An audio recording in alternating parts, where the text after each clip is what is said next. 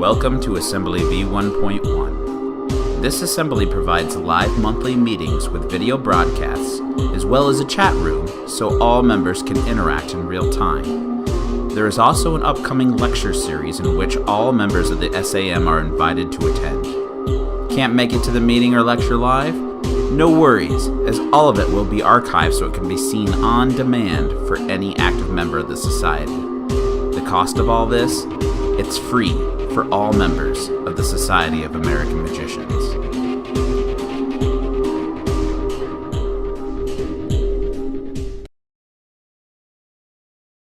Welcome, my friends, to Assembly V1.1, the Society of American Magicians' first virtual assembly. I'm Joel Zaritsky. I'm the SAM North Atlantic Regional Vice President, and behind the scenes here is the creator, John the Master Blaster Midgley, who's running the show here. For those who are new to this, this is a once a month lecture series. We have member meetings, and it's all live as it happens here. Of course, it's all being recorded, so if you want to watch this anytime in the future, it'll be up probably about 48 hours from now. Anytime you want to see it. You can watch any of the past episodes at any time. And as Jamie D. Grant says, hello to the future. We've had David Casero. We've had Bruce Calver. We've had a phenomenal member meeting, which a lot of people here in this chat room participated. And for those people who did not go to the SAM convention, we took 10 hours of video. We boiled it down to an hour highlight special. You can watch that at any time you want. We've got the entire award ceremony. We've got the entire Stars of Tomorrow show. Have you ever seen a 9-year-old do a straitjacket routine off an exercise ball? It's there. It's online for you to watch any time. It's phenomenal. So, just out of curiosity, because we're going to have a lot of people tonight, I'd like to find out where everybody is from. So in the chat room, hit where you're from. I'm broadcasting from the Batcave here in New York, but I'd like to see what's... I think Jamie's got everybody beat here. Wow. Excellent. Excellent. So, upcoming episodes. In February, we have Michael DeShalit, which is going to give a great lecture on mentalism. Don't forget, it's the third Sunday of the month that we're going to be doing all broadcasts, except for next month. Because of the holidays, we decided to extend it to January 22nd, Sunday, January 22nd, and that episode features you, the members. So you may have an effect that you like to show and teach. You may have a little performance piece that you have that you want to get critiqued. Pick up your iPhone, pick up your Samsung, record yourself. It can be 2 minutes, it could be up to 10 minutes. Send it to me at jizDDS@optonline.net. You have till the week before, about January 15th. To ship it in there too. John Midgley's going to put it all together. It's going to be a phenomenal member meeting. And if we can get this all together, we actually may feature you live. So please get your videos in. We'd love to see that. And yeah, YouTube, Lou, would be great as well. So I'd love to see that as well. You may be asking, how did this all start? Well, to answer your question, go see the January issue of MUM. It's the cover story. It's a big story. It's a long story that took over a year to put together through the brilliancy of John the Master Blaster Midgley. So go ahead, read the January issue. You're going to love this story. It's great. But tonight's speaker, he's a professional magician from Vancouver, Canada. He's an inventor, a writer, a presenter, a lifesaver, literally. And I got to meet him at the last SAM convention in Indianapolis, where I got to experience his talk. And it was really very special talk. And I knew it was special, especially when the dean of the SAM, George Schindler, came up to me afterwards and he said, Joel, he said, every new SAM member should see this lecture. And I think that says a lot. He's inspirational, energetic, and just a heck of a great guy. I might be Batman, but our lecture tonight truly is a Superman. Ladies and gentlemen, I give you Jamie D. Grant.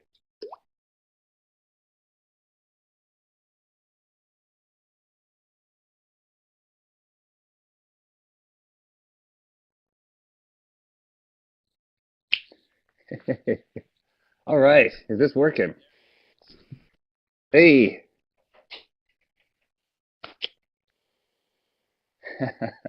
I totally missed the entire intro. I just, so I'm just jumping in. I don't know. I hope I'm supposed to be here. So let's just. Here, we'll do a mock intro for you right real Oh, there we quick. go. Ladies and There we gentlemen, go. Jamie D. Mm. Grant. Bravo, How, bravo. bravo, bravo. How the heck is everybody? This is exciting. Is this not exciting? It's the future. Very. Hey, this is the future. So the voice I'm hearing right now, everyone knows this is. I'm hearing John and is kind of giving us a little kind of Q&A-ish kind of thing. He's communicating, right, John? Communicating, right, John? Yes, that's me. It's not just Really, the voice really, inside your head. really. Like, what is happening? Magic, someone, Lou, yes, there is tons of snow outside. We have a shed out back, and I measure how much snow there is by how much snow's on the top of the roof, and it's like that much snow.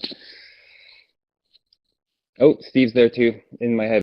So, I think we already found out where everyone's from. I think everyone was just kind of typing in.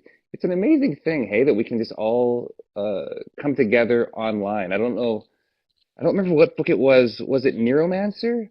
Where he was so far ahead of the time, you know, back in the 80s, where he talks about people meeting in cafes in this virtual world. And here we are, we're meeting in my living room. What? And John, where are you right now?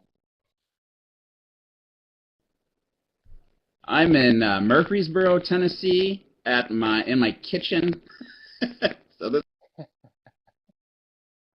That's my photo. This is an interesting, that way.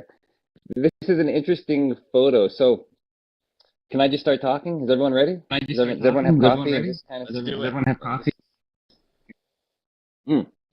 Okay.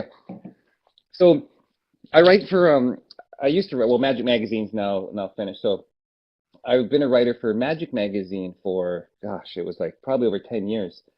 And you know, one of the goals as a magician, one of the goals I made for myself was I always wanted to be on the cover of the magazine. I'm like, I was just something I just wanted. But if if I got the cover of Magic Magazine, the magazine that I wrote for, in my mind, it wouldn't count. It just wouldn't be, people would be like, oh, Stan just gave it to him as a favor. So it was really a mission of mine to get the cover of Genie, you know, the other magazine. So one of my plans was to get an amazing photo done. That I thought that would really help my case. I thought if I could get like an amazing photo, this is first, like before we even had anything else done, I thought it'd help my case. So I talked to one of my friends here in town. He won an Oscar for creating the tiger in Life of Pi, the movie. So he's like a amazing computer generating specialist, and he's also an amazing photographer. So he was like, James, I'm doing more computer work anymore. I'm not really doing photos. And I'm like, please, James, can you just do this one photo? Because I think I could get a cover of a magazine. So we go to his living room, and it looked like the moon landing.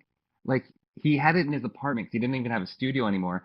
And there was so much light in this room. It was like walking into the sun.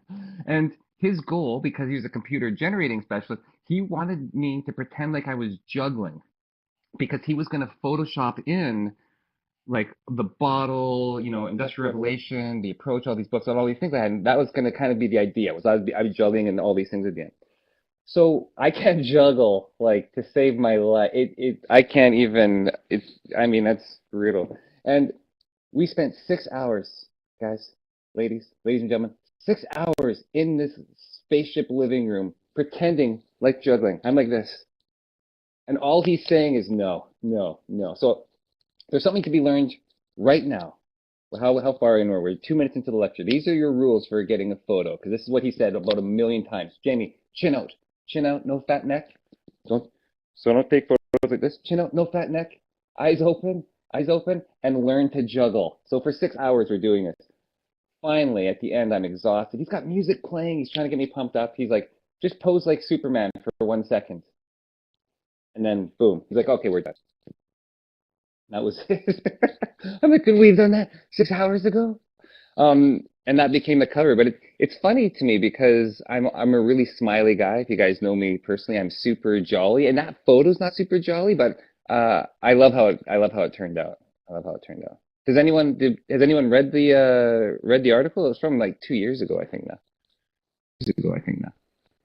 Oh yeah, I have it. It's one of the out of all the genies I have, your cover is probably the one I think of as the most iconic. And I'm not just saying that.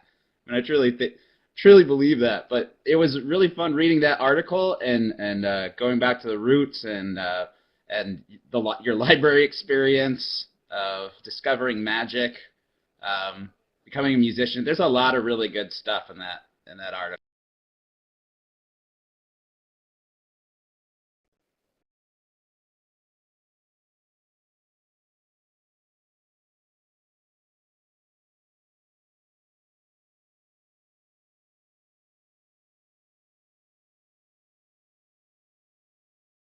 And John, I think we're here in your like, what the heck are you guys doing? 2 hours and I go submit something to Jeannie. But I'm very grateful to Stan for letting us do it and for Richard for publishing it.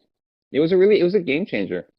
And it's interesting now that with Magic now finished, the final issue, now Jeannie's kind of the one as well, of course, is MUM. It's interesting how it's kind of all compressing. Okay, we've got 30 people. That's absolutely fantastic. Oh,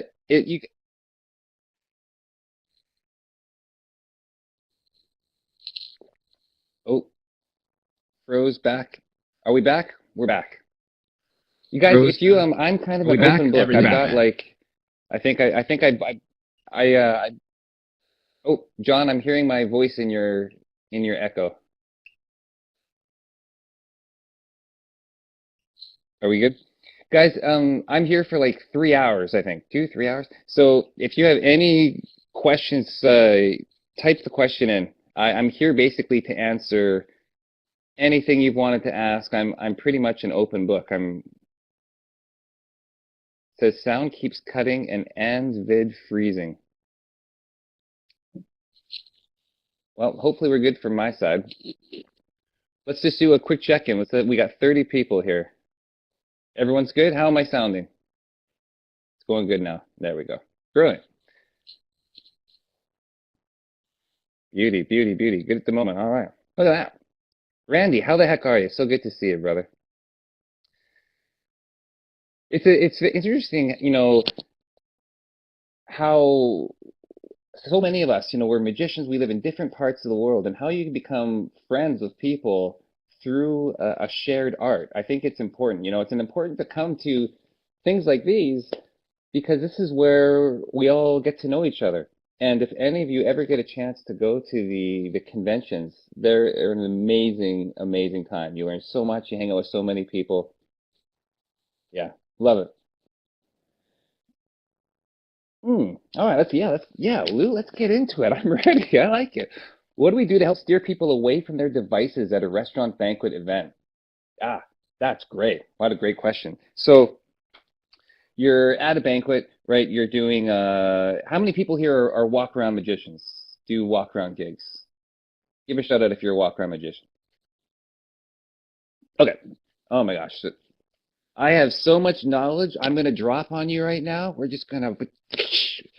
So the thing about walk around magic, right? Because you're literally jumping into people's conversations, right? You literally walk around. You're walking into people's situations. It's all about attitude, right?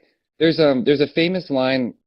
Love to Google it from a movie director, and he was giving advice to a junior, a junior director, someone directing his first movie, and he was terrified. He's like, "What do I do?" And the director said, "Buy the most expensive sunglasses you can afford and act like you own the place."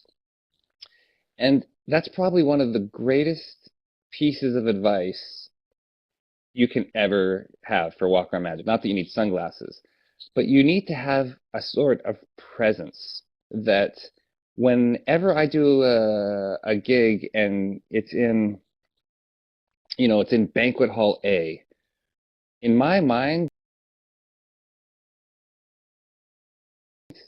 like banquet hall is my house. Like that's my room, and I'm the host. Or if you're in a restaurant, that's that's my restaurant. That's my place, and there are guests there. So if you had a family member, sitting at the kitchen table, you're having dinner, you're a family member, and one of your family members, is reading the phone, and you're trying to get their attention, what would you do?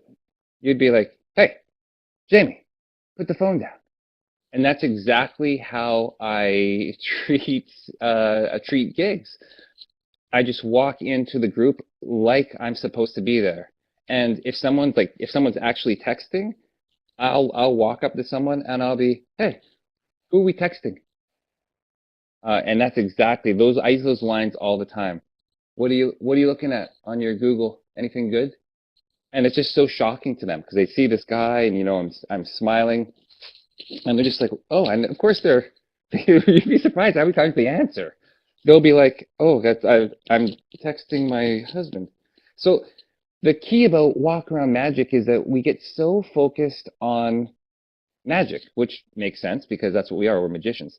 If you went to a gig and you saw a piano player, playing piano for the holiday, they have a band, they're there specifically to play music. But that's not what our role is. Our role is there to help create the party. And I think the art of conversation and the art of just talking to people, talking to strangers, gets lost on a certain portion of the magic community. So just as much time as we devote to the classic pass, we need to devote just as much time to being comfortable walking into conversations and being conversationalists. I think that's my best advice. You got to just get comfortable just walking up to people and being like, "Hey, what high school did you go to?" And they're like Corlew and Cornell. Like, "Oh, sorry, I thought you looked familiar. Here, I'm the magician. Here, take a look at this." And then, carrying on. I hope that helps. All right. What else we got? What was my motivation for writing the approach? I think I just wanted to give back. I think I've always loved writing. And if you don't know, everyone, the book, the approach is kind of like my textbook guide for uh, everything I've learned about becoming, a professional walk around magician. And one of the things I don't believe in is I don't believe in I think it's called zero sum theory. So if we have a pizza and I get a piece of pizza, that means there's one less for you. I don't believe in that theory for showbiz. I don't believe that if I'm doing gigs, that means you're not doing gigs. I think the better we can all become as a whole, the better the art becomes and the more that people book magicians for gigs. So I wrote the approach really just trying to help everyone that I can uh, have the great life that I do and do the things that I felt got me to the place that I'm at. Yeah. I mean, you got to think how many, no matter what town you're in, I don't care what town, I don't care if you have a place of, you live in a village of 100 people, someone's getting married that year. Someone's having a holiday Christmas party. Someone's having a birthday. Someone's having an anniversary. Like there is no shortage. Someone's having like a fair, a business meeting. Like there's no shortage of gigs. Like that's a myth. There's like Lion Ice Peak. Our goal is just to make magic awesome, so that people are just like music, right? If I listen to I don't know, like the the new Metallica album, it's not like, oh, I can only listen. I'm not going to listen to anything else. If someone has a favorite magician in their town and that magician is booked, our goal is for them to be like, that's okay. I like Wes Barker as well. I like Jamie. I like Wes. I like Travis. I like Dave Moses. I like all these people. I can use any one of them. Yeah.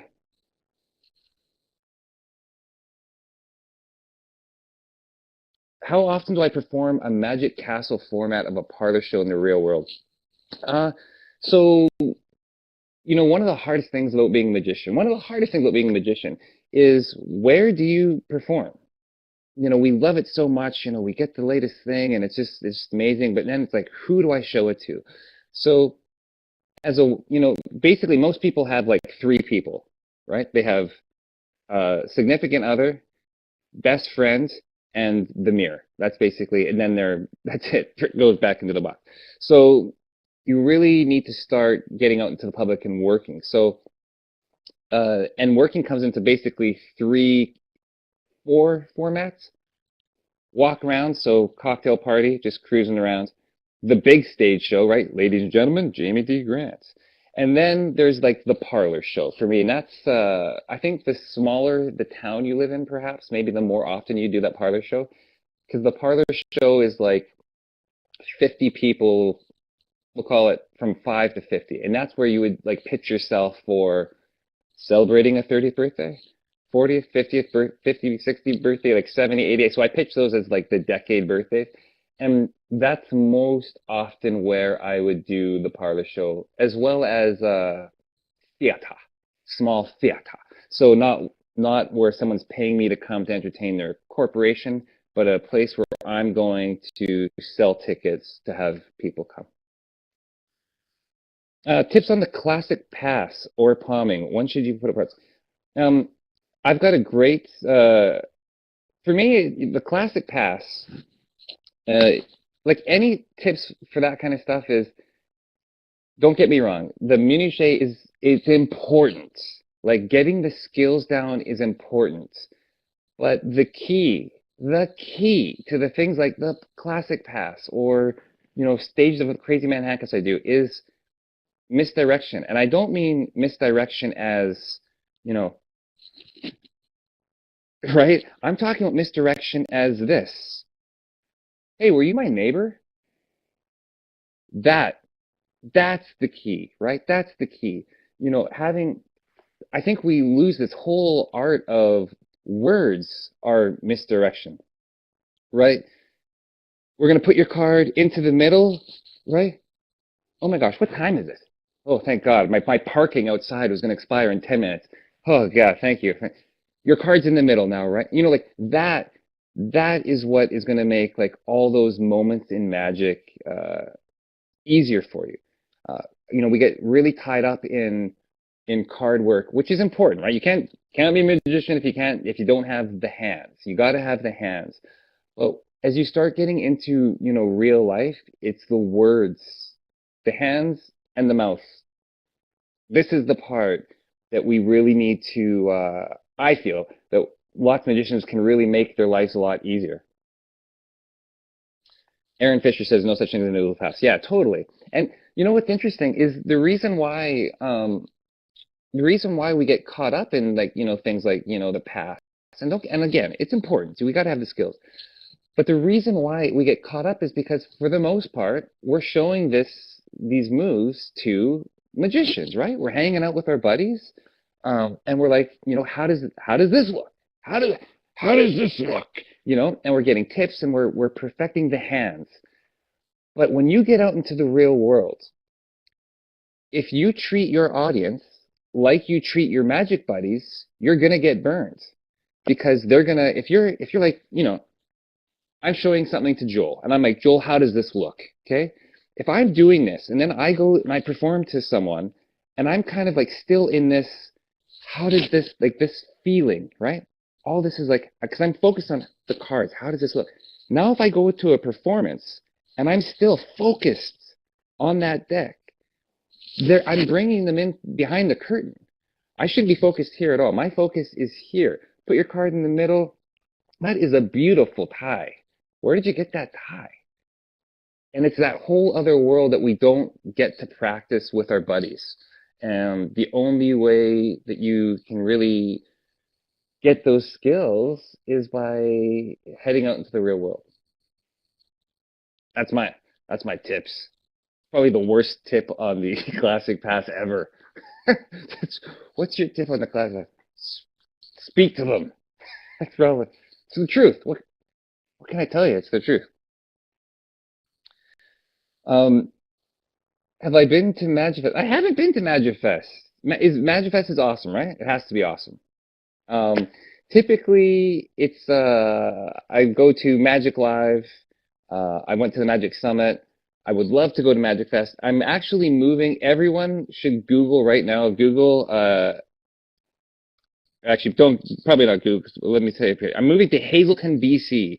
I'm moving way up north. I'm moving 15 hours north. So I got to start getting out to more conventions to get back into society. I'm also, I don't know if anyone knows, I'm also a full-time paramedic. So I also have a day job, which I'm a big believer in having the day job. I often talk about how your passion doesn't have to be the same as your calling. You can have two. Book suggestions. Yeah, Theo, book suggestions. You know what? Okay. Is everyone with me here? Because we're going deep into the Matrix. We're going like Inception. We're going deep right off the bat. Books are key for inspiration, for getting our minds kind of focused and inspiring for the show, right? Because our goal is always the same, right? We want to do great magic for walk around. We want to write a good script for the parlor and stage show. So some of my favorite books are like Theater of the Mind, Barry Richardson. I've read through that book hundreds of times. But if we break it down to its essence, how much of that book am I performing? Really? I do Bill and Lemon, I do the glass of water production. But if you could see my library, I've got thousands, hundreds of books, thousands of DVDs. I still perform. Where's my other hand? 9. I perform 9 tricks in walk around, and in stage it's probably less than 10. So I guarantee you in that entire library, there's way more than 20 tricks. But books are important just to kind of get your mind in that kind of, inspiration thinking about the show. So not only magic books, but I read a ton of books just regardless. I read like, Tim Ferriss, and I read, just any sort of literature that just helps me open my mind and just kind of inspire me. But in terms of magic books, Theater of the Mind is probably one of the ones I find myself referencing the most. Maybe, and that might be just because it was one of my first and I love it.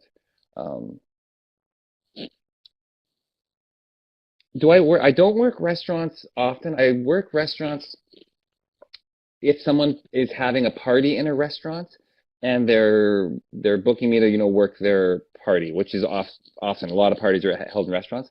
I don't have a weekly restaurant gig. I think mostly that's just because I'm too busy. I know Bill Abbott is I don't think he does anymore, but he was a big believer in the restaurant gig, because from the restaurant gig he would book his other gigs. I've had a benefit of just I'm able to just book other gigs other ways. But I think if you were in like a smaller town or even a big town and if you weren't booking gigs a lot, a restaurant gig would be a great idea just to get your name out there.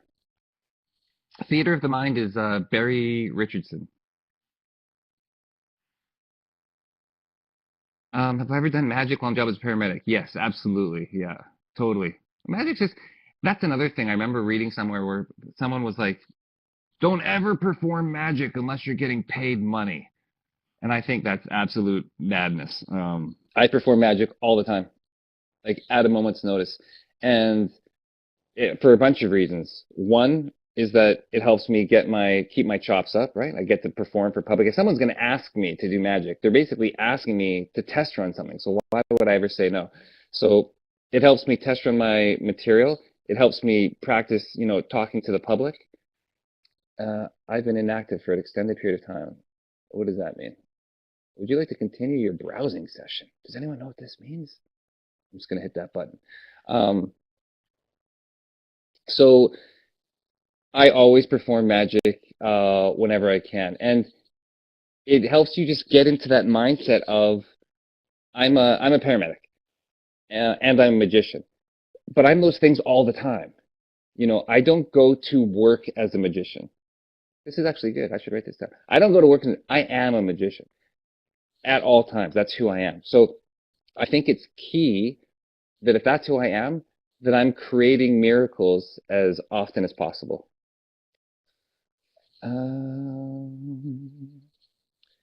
Yeah, when I was a bike messenger, I had to do it once per day. So I used to be a bike messenger. I used to have this show called Magic Friday. And the reason why a bike messenger, I was seeing the same people though. So the people would be like, Jamie, show me something. And then it got so busy that I couldn't do my work. So I was like, I'm only doing it on Friday. Friday became Magic Friday. But I still didn't refuse anyone magic. I just kind of gave them a day to do it on. Philip, can you mention ways of getting more bookings? Yes, absolutely. So that's the biggest question, right? How do we get more bookings? So do we have time for stories? Can I just tell stories all day? Can I just tell stories all night? Is that cool? So one time, Disney was putting out the Sorcerer's Apprentice, the movie. Does everyone remember that movie, The Sorcerer's Apprentice, with Nicolas Cage? So they hired me. They paid me $1,000 a day to promote the movie on the streets. Now, there's a couple of things about this story. First of all, how did Disney get a hold of me? So Disney was just through Google. So how to get more bookings? You have to have an online presence. So I was just able to be Googled. I'm sure they did it across cities all across Canada and the States. So I'm sure they typed into every single city, Vancouver magician, Toronto magician, Los Angeles magician. They're just looking for people to get out on the street to help promote this movie. So having a good Google search. If you're in a town, I don't care what town you're in, right now, type in your town and then type the word magician and see if you're on the first page. Or maybe do that when we're done. So that's step one. We're going to come back to step one because step two is what does that page look like? But let's fast forward to the actual event. So I'm on the street and there's myself doing magic on the street. There's, I think it was 2 girls handing out posters, some Sorcerer's Apprentice posters. There was a 3rd guy who was handing out t-shirts like to certain people. And then there was a 4th guy. And this 4th guy is key because this 4th guy was sitting on a beach chair with a clipboard behind me. And he was just making ticks. Remember the ticks you used to do in school, like 1, 2, 3, 4, 5? So he was just making ticks for every single pair of ears that he felt that walked by and heard the words, "Hey, ladies and gentlemen, July 18th, Magic in the Theaters, Sorcerer's Apprentice, Nicolas Cage. Go see it July 18th in the theaters." So every one of those ticks is called an impression. And their goal, Disney marketing, was to get probably 1,000 or maybe 100,000. I don't remember what the number was. But their goal is just to get impressions a day. How many people can we get to hear the words Sorcerer's Apprentice, July 18th? That was their only goal. That's all they wanted. That was the marketing. And it's the exact same if we want to book gigs. Is every single day, we need to see how many new people can hear Jamie Grant does magic for money. Jamie Grant's available to do magic at your Christmas party. Jamie Grant can do magic at your wedding. So it's all about getting those impressions every single day. Every single day, people learning that you do magic for money. So if you want to book gigs, you need to become a salesman of yourself and get impressions. And you need to make a goal for yourself. I actually talk about this in the book. Make a goal. Just say, you know what? I'm going to get 10 impressions a day for a month. Every single day, 10 people that I don't know are going to hear the words, Jamie Grant does magic for money. If you do that, I guarantee you you'll start booking gigs. I don't care what town you're in. If you go to the coffee shop and you're like, hey, can I get a grande pike? Yeah, I got to get energized. I'm doing a gig later. I'm a professional magician. I got to do magic at this wedding. Impression. Someone behind me, even though I didn't talk to them, might have heard that. Impression. If you're interested, my website, sendwonder.com. But that's what you've got to do. That's what you've got to do. I'm bottom of the first page. What advice do you have getting to the top page? I don't think bottom of the first page is bad. I think that, so we're talking about if a company types into Google, Vancouver magician, I'm not even on the first page anymore. I'm far down, I'm sure. But now it's just a matter, I would say they probably click through maybe 10, right? They probably go tick, tick, tick, tick, and now they're just looking, right? So if you're going to do anything in your life to get gigs, you need an amazing photo. That's what you need. You need to get a headshot of yourself, like the actor's headshot. A good photo will help you get more gigs than anything else you can imagine. Because that's what when people click, I mean, we're all professional clickers, right? If we're surfing the web and we're clicking on something and it takes too long or it doesn't look cool, we're gone in a second. So you need to make sure that if you're looking to get gigs, and it's not by word of mouth, if you're starting out, you need to make sure you're on the Google first 2 pages. You need to make sure that first shot of you is awesome, that makes them want to stop and actually read a bit about you. And then third, impressions daily. Impressions daily. That's kind of what, yeah, that's how I get gigs. Now it's kind of by word of mouth, right? Philip's asking if I make cold calls. I don't make cold calls. Do you guys know who Wes Barker is? Does everyone know who Wes Barker is? He fooled Penn and Teller with the card stab. He's another buddy of mine here in Vancouver. He works a ton. He works a ton, and he does it all, like not all, but he cold calls like crazy. Like he gets up at 7 o'clock in the morning, and he's on the phone on Fool Us. Yeah, he's on Fool Us. And he's a cold calling master. Yeah, he makes calls and he's brilliant. So he tours, right? So he does like college shows across the states, and he'll call cities. He'll call, if he thinks there's going to be an event at the city, he'll call the city and that event person in that city and say, hey, I'm in town already. If you need a magician, I'm there. So it kind of gives them a reason to call. So how do I make the bottles? Very carefully.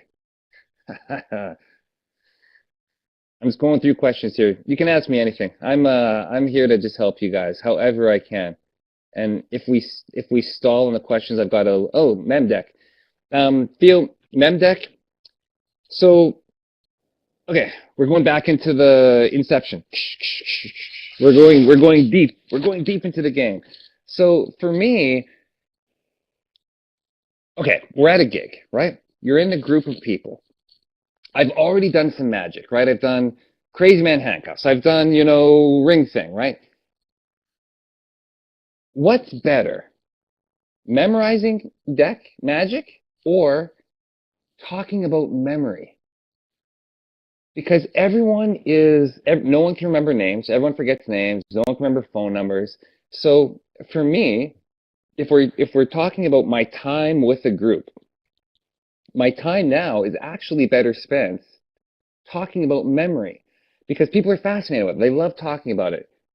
I'm a master of memorizing names. Do you guys need to know how to memorize names? Let's memorize some names together.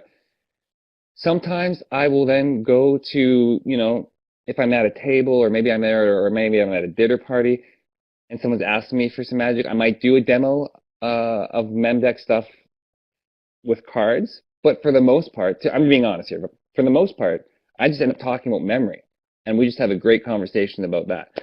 So in terms of MEMDEC, though, if they ask me to demonstrate, I'll memorize like I'll teach them how to memorize 13 playing cards, a quarter of the deck. So I'll go through with what I do.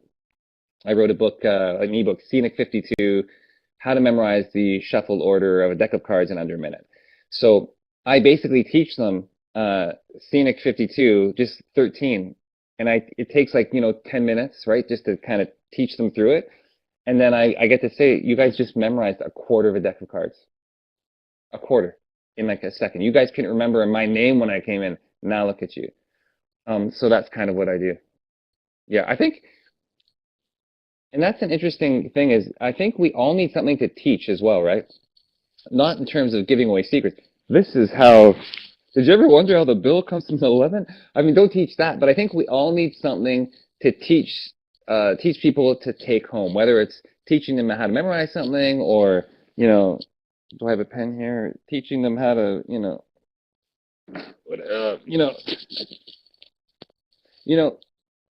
that just helps them with the experience, right? The experience is you want them to think that you're awesome and that magic's awesome. What's the thing to memorize the deck? I'll just put it on here. This is all part of the pitch, by the way. Pitching things, multiple sources of income. How do I practice rehearse new effects? Joe, really? Let's be honest. So we buy an effect, right? We get it, we open it, we love it. We need to show somebody. We need to show. It's in our soul. I need to show how the bolt is going to come off. The nut's going to come off the bolt. I have to show this. So I'll always show Melissa, my beautiful wife, married 15 years. I open something. I'm like, that's amazing. I show her right away. I'll see if it fools her or not. I obviously know Melissa very well, so I can tell by her eyes and her face if she's actually interested, right? And then from there, now it becomes a challenge. Because how do you practice magic by yourself? It's so hard. Again, we can practice the hands, but nothing can help your magic like testing it to an audience. So you need a place to fail. If you need a group of people that are going to let you fail. So I've got a group basically of 5 people. So how I practice magic really is I work out the hands, I show Melissa, then I show these 5 people, like my best friend, my partner, these kind of things. And by the time I get to those 5, hopefully, it's ready for the public.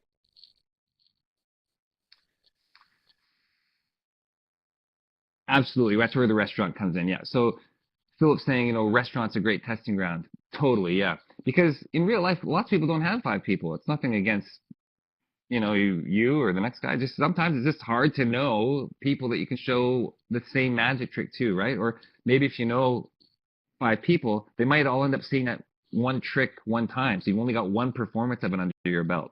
So yeah, restaurants, a Magic Friday, like that gets your chops like crazy. And it's interesting that, so Magic Friday, I would do the same magic trick all day Friday at my job as a bike messenger. Well, by the end of that day, it was so different. The magic that was so different from when I started it. And we're talking like maybe some days it would only be like 15 performances. Like it doesn't take a lot of performances to get over that initial, learning, brainstorming phase. Because we have to kind of get to that spot before we get to like the years of doing it exactly the same, right? We need that initial spot. And in order to get to those initial moments worked out, you need a place to fail. You need to get 5 buddies. And we should talk about what does that look like in real life? How do we do this in real life? In real life, it's like, Dunk, I got a new trick. Melissa liked it. I'm trying to work on it. Can I show you it? It's not like, hello, as you can see, I have a zebra. And it's, Dunk, I got a zebra. I'm working on this new thing. Let me show it to you. Does Scenic 52 work well? Yes. If I'm doing a yearly gig for the same client, what percentage of material do you change up to the year? That's a great question. I would rotate. Yeah, like some companies I've done like 10 years in a row. 10 years, right? So thank God for Magic Friday. So I'll cycle through. I'll keep if I do nine effects a gig. If I do a company the next year, I will keep probably we'll say half. So then I would cycle in the next new half. And by the time year 3 goes around, enough time comes that I might be able to go back to my original 9, and it's kind of good to go from there. My magic has got incredibly tight doing the same material thousands of times from live audience. Absolutely, Philip. Yeah. Yeah, nothing is better than live performance. You know, so Steve has a great question. Do I find that the assembly meetings give you a chance to fail? So assembly meetings are awesome, right? Your magic buddies, awesome. It's important because you need this assembly. You need your magic group, or you need your magician friends to work out the hands portion. You need them to work out the technical portion. But the place to fail has to be with non-magicians. Granted, they're going to see so much magic they might become magicians kind of in their mind, but it has to be the non-magicians. It has to be the place where you can say, dude, I'm trying to make this donkey levitate and I've been working on it. Can I show it to you? And they can say, dude, the donkey had strings. And it's not going to break your heart, right? It's got to be those buddies that aren't magicians that can at least give you the honest feedback. It's the ones that you don't care about if they think you're a crap magician. That's the ones, right? It's that group of friends that aren't magicians that you don't care if they think you suck, that you can suck in front of them and not be heartbroken. Because if I went to a gig where they're paying me money, and I sucked, I would feel terrible. And then we've all had it happen. You know, we've dropped the coin, and it's like, oh my God, my life is over. Right? You need to have that place where those emotions can happen amongst your friends, and it doesn't kill you.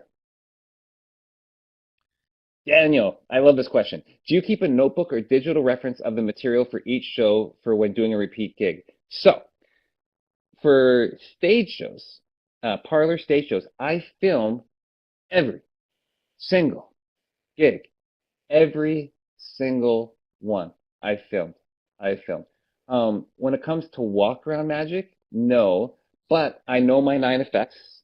They don't really change, and I know that if I'm going back to them, I know which companies I go to the next year. So I don't have to have a big Excel spreadsheet. I just kind of know in my head. Yeah, digital donkey levitation by Jimmy D. Grit. It looks terrible. I give it 0 out of 10 stars. You know, it's funny we're talking about digital versus notebooks about how to keep your medium. So somebody ask me right now, of all the shows that I've recorded, how many times have I watched them all? Someone asked me. Go ahead. Doesn't matter. 0. Not 0. I mean, I'll watch them like the next day while I'm doing something, but I've amassed this, terabytes of footage of myself. There's never a time in my life where I'm going to watch 1,000 videos of myself. So it's all kind of for naught. I personally love paper. I love opening and looking at things, but of course you can't really. I mean, you can take notes on how you think your show went, for sure. Scripted material. The question is, do I start with scripted material or does it evolve?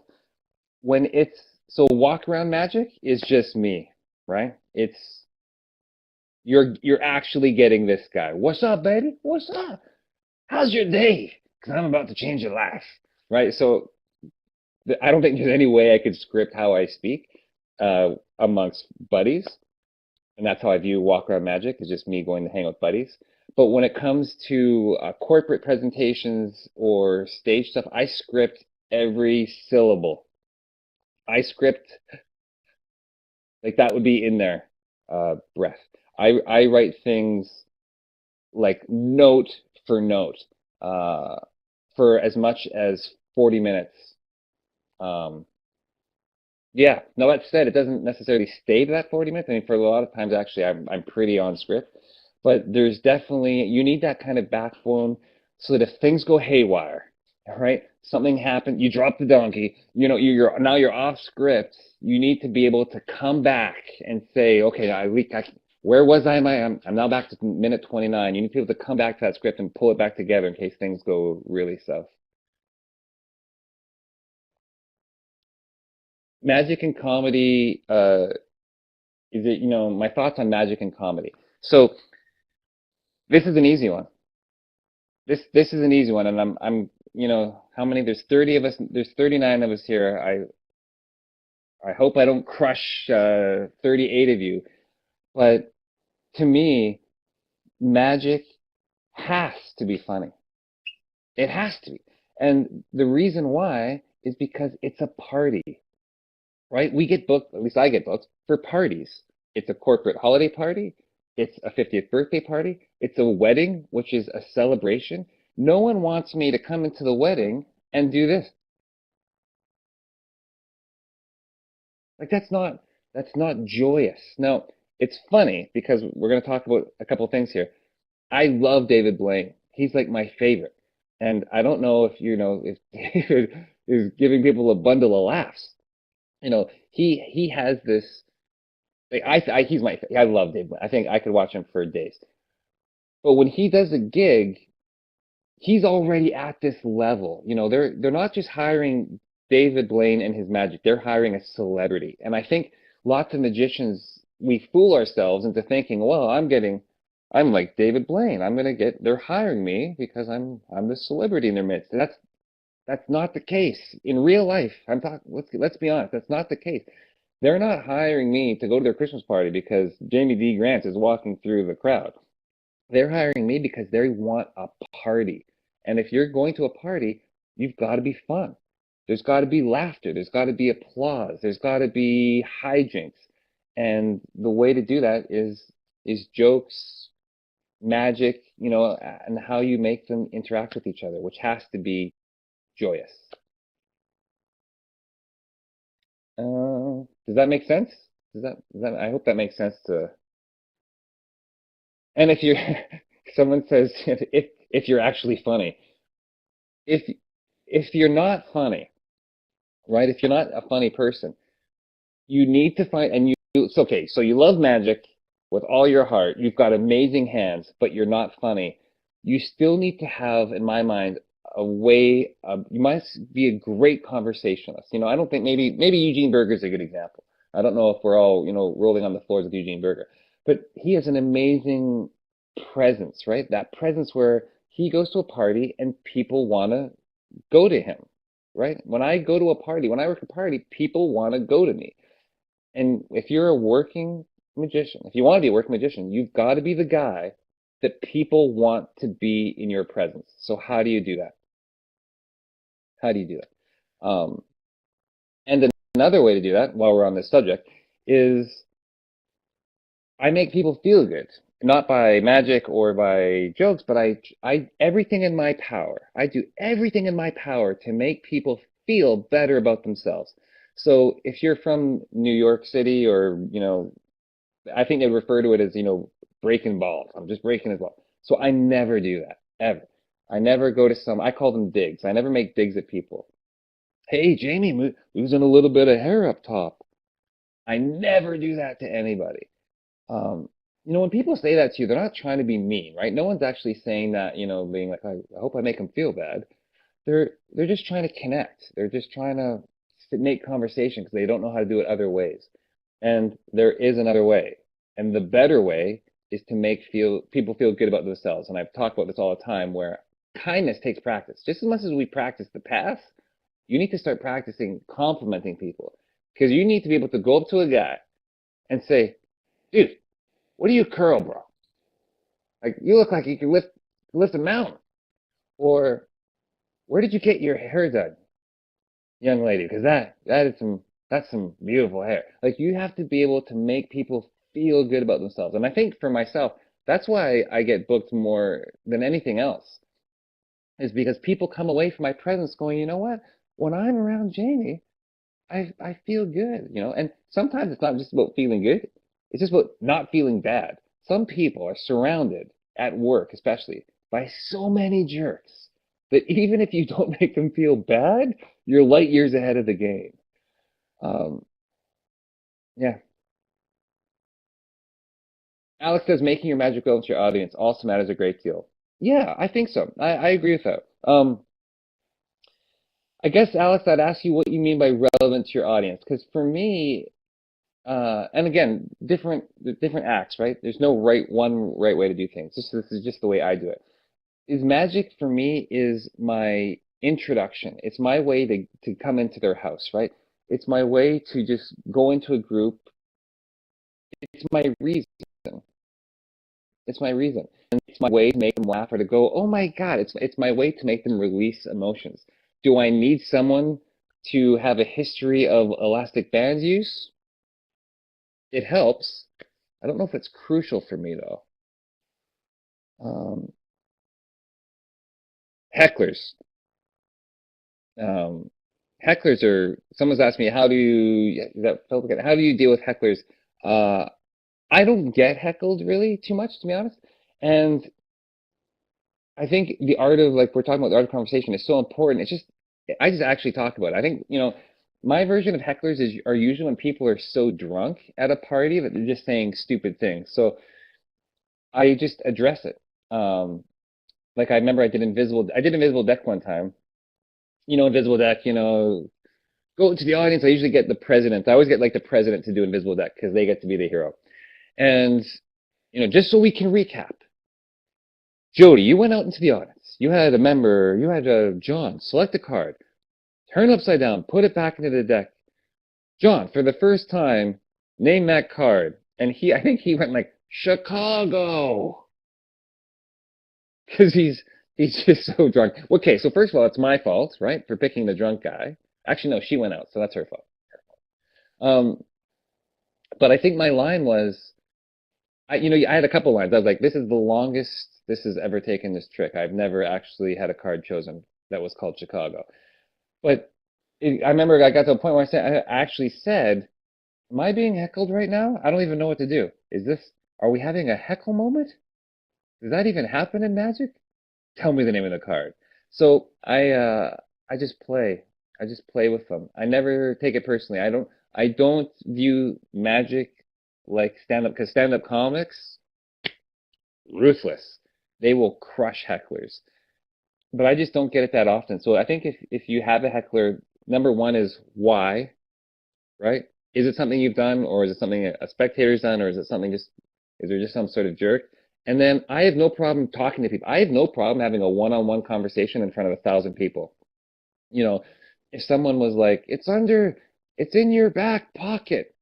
It's never happened, but if that did happen, I'd be like, how do you know? Like, like I would actually talk to them, I think.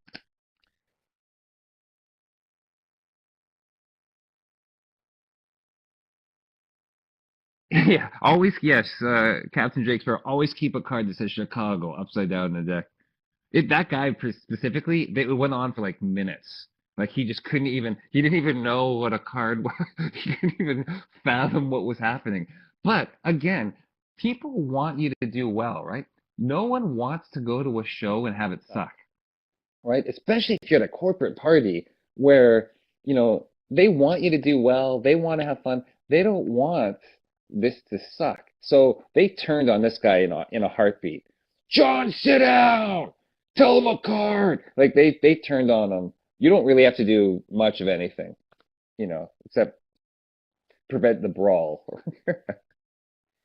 Yeah, the audience almost always has my back, I think. I think the audience always has your back. The reason why we talk about hecklers so much is because we view magic and comedy go hand in hand, right? So then we start involving ourselves in the stand-up comedy area because we get so much knowledge from the stand-up comics, the delivery and the lines. It's an important aspect of life is to learn as much as you can with stand-up comedy. But then we get in that trapping because a big part of stand-up comedy is how to deal with hecklers. And I don't think uh, I don't think magic should have to deal with that. I don't think that's a part of the magic class. I think you need to be prepared, but not like a stand-up comic has to be prepared. Like you shouldn't have, in my opinion, you shouldn't have heckler lines locked and loaded because the audience won't have your back. If you're not able to make the lethal kill of your heckler. Um, and I don't think they expect magic to do that, personally.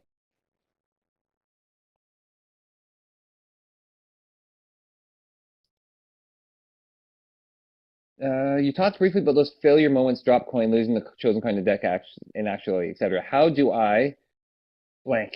How do I? Oh my God, Steve Spence too. How do I?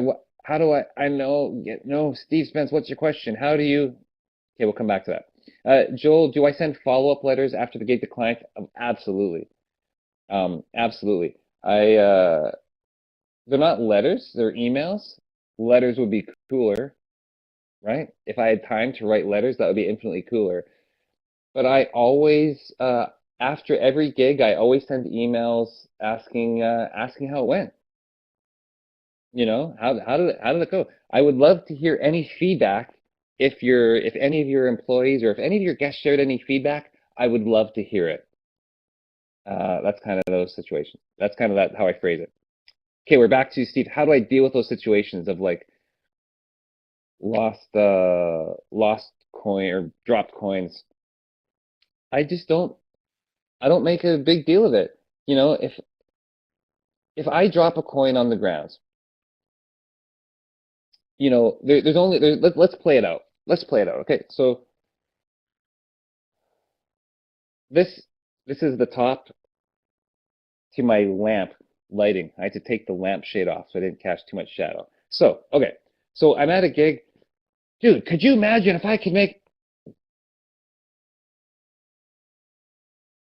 like that's what I do, right? I don't, you know, I don't go, "Oh my God, I am so embarrassed. This is the end of the world." You know, I literally make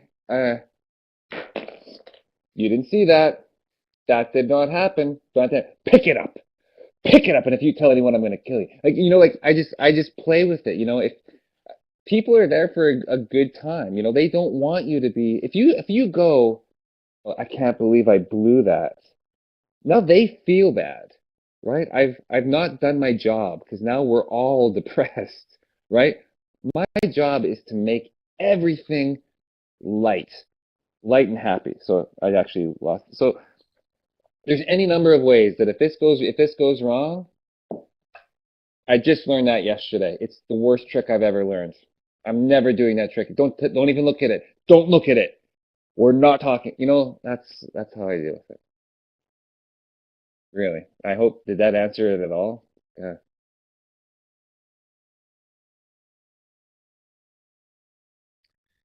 Um, just remember feelings, right? Like you just got it. Everything is about making people just feel good. Feel good. 4 hours to learn the course, 4 months, get my brain up to that level system. I think Yan is talking about Scenic 52, about memorizing the deck of cards. Michael Lamar dropped Wine Bottle Story. I don't know it, but Michael Lamar is awesome. That's probably, yeah, probably, if you should just ask yourself, what would Michael Lamar do? WWMAD. Oh, that's not bad. WW Mad. What would Michael Lamar do, right? Like, you would never, even, did everyone see that, the Facebook Live thing with David Blaine, right? Talking about David Blaine, where the it wasn't his fault, but the spectator picked the wrong card. Like it was masterful. Like he just kept going. He just said, you know, I think he said something to the effect. It wasn't these words, but it's the effect of, well, now we'll do something that actually works, right? Which is funny. Like it's just a funny moment, you know.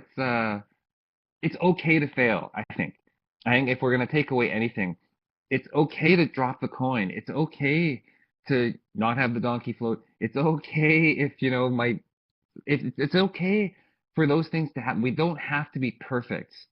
Um, we just have to be great. And there's a difference there.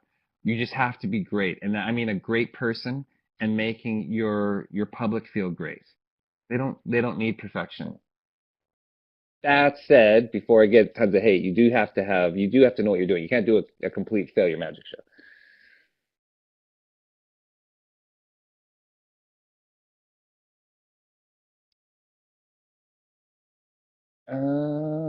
Especially if you laugh at them. Any books on comedy and humor to recommend? I don't know if there's lots of books on comedy that I read.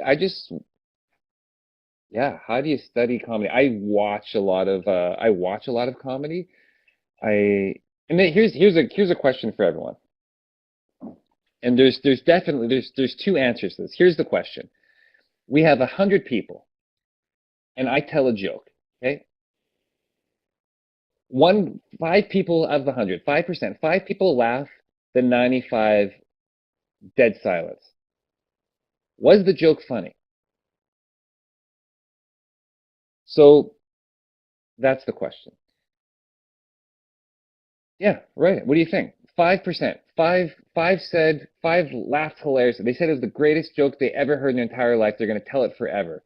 The other 95, nothing. Was the joke funny? Let's see what people say. What's the answer? What do you got?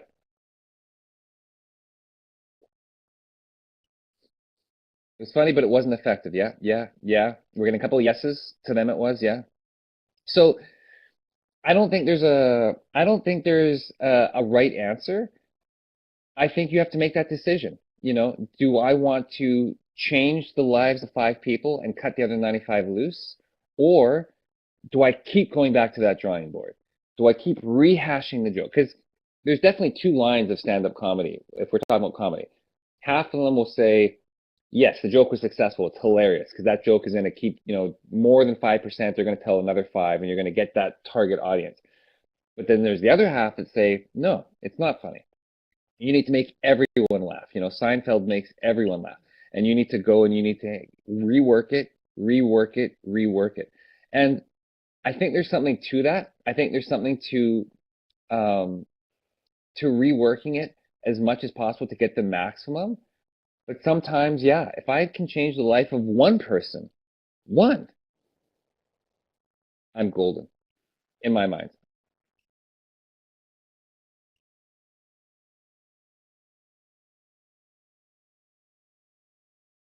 Feel the Scenic 52 app, the app isn't in the store because it's like the programmer guy hasn't paid a year thing, so I don't think there's an app anymore.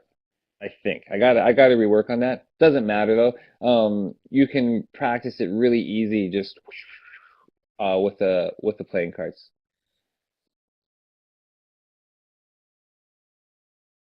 Do I have a one-man close-up show? So I guess all my shows are one-man shows? Really? It's just me? It's just, hey, it's Jamie. Um, I don't do, so when we're talking about close-up magic, a lot of times there's this idea, so you can go around the group, hey, I'm doing magic, or could you set up a table in a corner and have people visit you? So I've experimented with that a little bit in my life, which I think would be viewed as a one-man close-up show.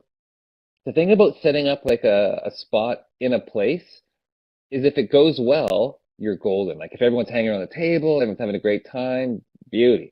But if no one comes there for there's free, free tequila corner in the other corner and everyone's over there, it can make you look bad. So it's a little bit of a gamble for me.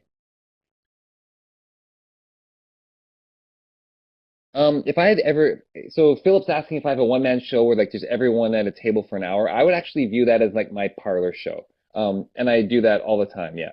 I do like groups of like 5 to like 50, yeah. And again, but that's the difference between me going, hey, what's up, everybody? Versus, ladies and gentlemen, now it's time for Jamie D. Grant. And that's how that would play in that group of 50, right? I would actually be entering that space officially. How many outfits do I perform in? Fascinating question. Love it. I have the same suits. Well, I don't wear a suit jacket anymore. I used to wear a suit jacket. Now I wear a vest. I wear the exact same thing for all my gigs. Oh, I have I have two versions of the exact same thing in case I'm doing night to night and I haven't washed something. But yeah, the exact same thing. I don't wear a suit jacket anymore because I'm getting jacked. Getting and because of my persona, I'm trying to bring that into the mix. I'm sure once I get older that'll change, but I found that a suit was just too, I felt too bulky. I kind of I felt I looked the same. I guess is what it really came down to. I do so much corporate stuff that when I was starting doing gigs with a suit jacket on, I just looked too much like everyone else. So now I always have rolled up sleeves and a vest, tie vest. That's kind of what I do. And pocket management. God, how is there not 1,000 pocket management tools? One of the best things I have, anyone who stayed this long, get ready. It was worth it. The 40 of you who are still here, how much time? At 5:41 Western time, this is it. Take a piece of cardboard, cut it to a pocket shape. That goes in the pocket to split your pocket into two sections. So I've got chopped up balls on one side, rope on the other. Because when we think about it, there's not a lot of spaces when you're actually wearing a suit. You can't wear anything in your back pockets because you might have to sit down. So back pockets are out. And if you wear a vest, that little ticket pocket, a lot of times it's not very deep, so you can't put a lot of things in there. So I make sure that I have a my suit dress shirt with my sleeves rolled up. I use the breast pockets.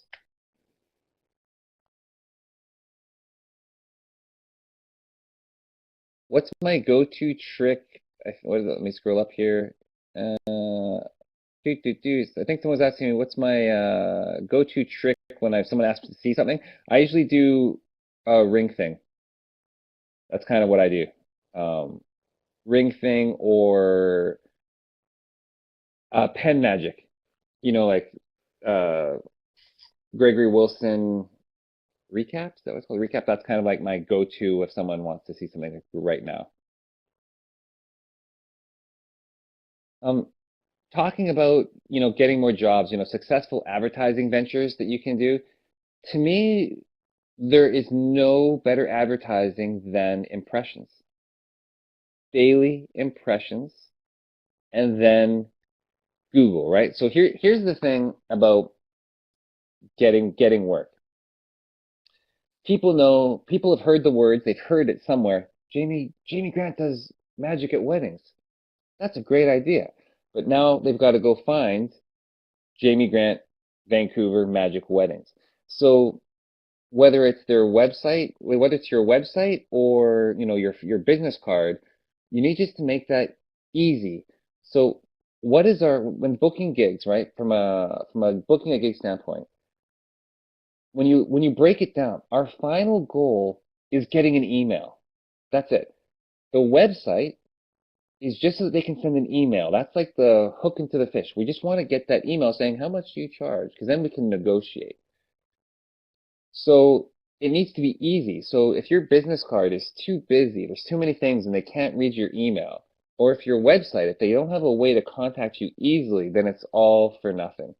If you had a website that said, I do magic for money, sendwonder@gmail.com, you're probably 99% better than all the websites out there. Because if they go to a corporate party, right? If they're booking a corporate gig, the office manager is like, they say to the receptionist, hey, go find a magician, right? They type in Vancouver magician. If they've got to go through Page before they can even send this email, they're like, oh God, how much do you charge it? That's all they need to send out. They're just trying to find out how much you charge.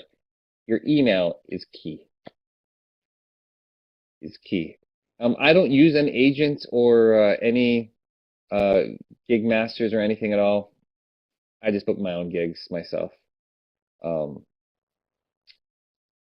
Thoughts on Theo? Do you mean improve or improv? I think improv. Improv is interesting. You know what? Let's talk. Can we talk about improv for a second? Like theater improv. Improv is a great way to learn skills on improvisation, right? It helps you with that conversation. And I think going to an improv class also helps you get out of your comfort zone. You're meeting new people, and now you've got to go to a class, you've got to say things on a stage. I think all of that can help you showbiz wise. But improv comedy is a very specific type of comedy. So I would just be very wary of becoming an improv comedian or improv actor or improv magician, right? I would, yeah, I'll just be kind of interested to see if you're become part of that scene, right? Because the scene that I'm a part of is the Jamie D. Grant scene. Like that's my scene. I want everything to be me. That's the guy we're gonna hire. That's the guy I want to be around because there's no one else like him. That's the key, right? Um, so I'm getting a question about, and this is one of my favorite questions. Someone's looking for, a $500 performer, but they only want to spend 200. This is why I have a day job. This is why I am a huge believer in having a day job because I turn down gigs all the time if they don't pay enough. And that's how I've managed to keep my prices high. Uh, I think you run a risk if you're a full-time performer, and don't get me wrong, nothing wrong with full-time performer. If you're a full-time performer, good work. But I think it's harder for you. I think it's harder for full-time performers to keep their prices up consistently because there might be a time where you don't have money coming in. So you might be more tempted to take gigs for less. Whereas if they don't have, if they can't afford it, then now, that said, here we go. We're back into Inception. We're going through the layers. There's a rule in gambling. If you're a gambler or a poker player or anything like that, there's a rule in gambling which is you don't leave any money on the table. You take it all. If someone comes to a poker game, they've got, $1,000 in their pocket and they leave with, 50, you failed because you're supposed to get it all. So if I have someone looking to book a gig and they only have $200, well, I wouldn't do it. Sorry, I don't do that. They only have 500. That's all they've got. They can't afford 1,000. They've only got 500. That's the max. That's all the money they got. I will consider doing it. But I'll tell you, I will only do that for weddings. I will never negotiate for a corporate. If like a corporate's like, we only have, 500, we don't have 1,000. In my mind, I'm like, I look forward to when your business is more successful. The only time I'll do it is for people. If I really believe like I'm going to help make their day and I want to do them a favor. And in terms of pricing, how to price a gig, I do it by rent. What's an average rent for a one-bedroom apartment in your town? That's kind of where, if you've read the approach, that's kind of, or I've written about it online, that's kind of how I price things. So currently, I'm $1,000 for an hour, and for the holiday season, $1,500 for an hour, because $1,500 is the price of a one-bedroom apartment almost in Vancouver now, between 1,000 and 1,500. So that's my kind of, if you're a worker, like a worker, that's kind of the price for an hour walk around for businesses. So if I'm saying $1,000 or $1,500, and by the way, if I get an email from a business, right? If it's, sent from Susie at abc.com, I will always go and look at abc.com before replying back, right? If it's from, Jimmy at Ford.com, I go look at Ford.com and see what the business is. So if I see the business has $1 million, they're getting my top price. If I see it's like a mom and pop laundromat, then they're getting like my second tier. But if I say $1,000 for an hour and they come back and they're like, we only have, 750, because I've got my day job and I don't need the money to eat, I'll say, that's great. Maybe I'm hoping maybe we can get together next year. Or, yeah, I just tell them no, really. Um, Thumbtack magicians, I don't know what a thumbtack magician. Um, I'm guessing that's like some sort of like gig master site. Yeah, anyone. So here's the thing, right? It's heartbreak. It's heartbreak when magicians sell themselves for like $100 for an hour or whatever it is. It devalues everything, right? It devalues all of us. So it hurts us. Um, it hurts us for sure. And now, so let's talk about this. So you've got a lady. So she's emailed, Jamie D. Grant and James D. Grant. So James D. Grant is charging $100. Jamie's, charging 1,000. I'm actually okay with that because you gotta wonder in her mind. She's asking herself, what the heck does Jamie do that James doesn't? And there's only one way she's gonna find out. She books me for the gig. Um, if she doesn't, and she's like, I can get this for 100, that's telling me she's not curious anyway.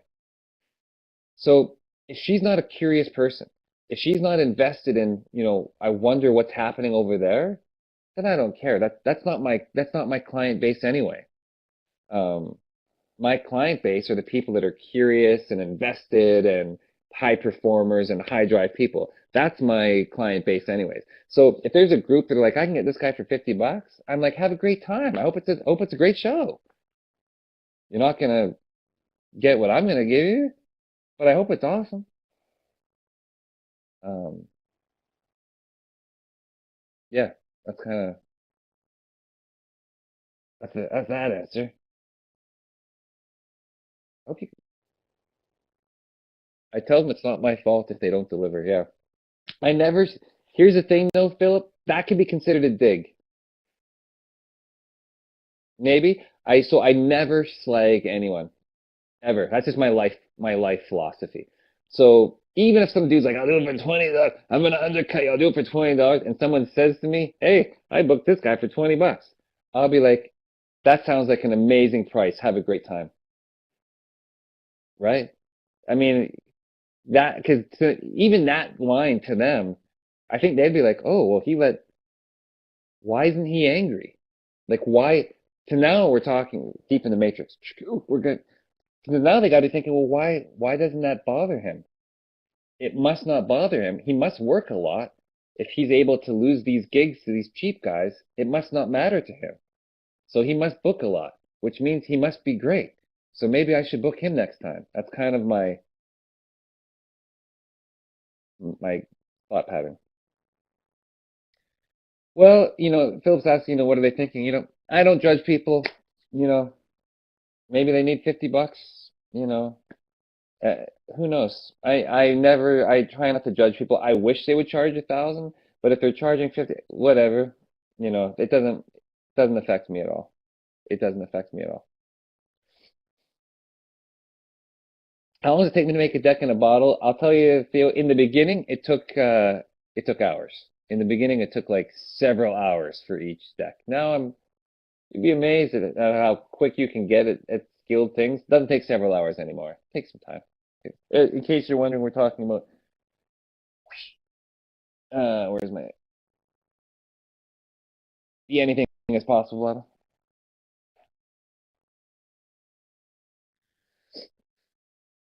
All right. 40 people. So we have to how many people did David Carsaro have in Bruce Calver? Was it less than 40 or more than 40? Can we get 50? Has anyone had 50 yet? Invite your friends. Less. I think I believe 'cause I'm 42, yes. I know both those guys. They're awesome people. They're both at the convention. I love them both. And Bruce Calver. I do that, by the way. That's an amazing one. Jay Jay Rosenberg, thank you for releasing the Loomis micro crop chop cup routine. So, do I have that here? So this is this is just an interesting story. We're just telling stories all night. Um, this is if you've ever seen like the Magic Friday, just type into YouTube later, Magic Friday chop cup, and you'll see me do this routine. If I could only do one trick for the rest of my life, this would be it. So I bought this. I think I bought it. Oh my gosh, 12, 15 years ago. And then Dennis passed away. Um, he passed away, and the routine was going to just go into the ether. Like it was just going to be gone. So I was contacting his estate, asking them if they'd sell the rights. I didn't do this because I want to make money. I've got a full-time job. I just didn't want this to be lost. I just didn't want it to be lost. It's just so good. So I talked to the estate, and there was a couple guys that just really helped me. Just contact Dennis's brother, because Dennis's brother was like, who cares? I'm sure you lost your brother. You've got to deal with all this stuff. Like the last thing he wants is to talk about contracts, selling rights to a magic trick. But it took like a year, maybe even 2 years, and we finally signed it off like a year ago. And when he sent me the stuff, the drawings in here. Can you see that? Will that focus there? He he actually sent me all the material. He sent me like all the hand drawings one by one that were done. So I actually had this beautiful case of all the material from Dennis's amazing work, and I'm just so happy that I could just release it for you guys because it's fantastic. It's fantastic. Um, Jay, do you do the water part at the end? I've never actually done the water appearance. Answer that. Yeah, same here. I don't do the water. I do the end with the load number one, load number two. It's perfect. Justin's asking what was the ultimate question.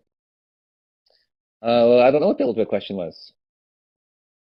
And oh, you end with two walnuts. That's Hitchhiker. It's been too long. I got to get back on that. Jay, do you put anything in the walnuts? Do you put like a ring in the walnut or something? Rubber walnuts. I'll tell you what I do. If you guys haven't seen it, let me just grab it quickly. I don't know if I have Jay, this is kind of just for you because you're here. But I did a whole bunch of gigs and I think I put this in my other bag. But let me just show you something. If you guys do chop cup routine, you can just think about this. If I have this actual, I think it's in my other case. We're moving, so my cases are all mixed up. But I think if I have an 8-ball, I don't. Okay, I can't show it to you, but you can at least get an idea, which is this.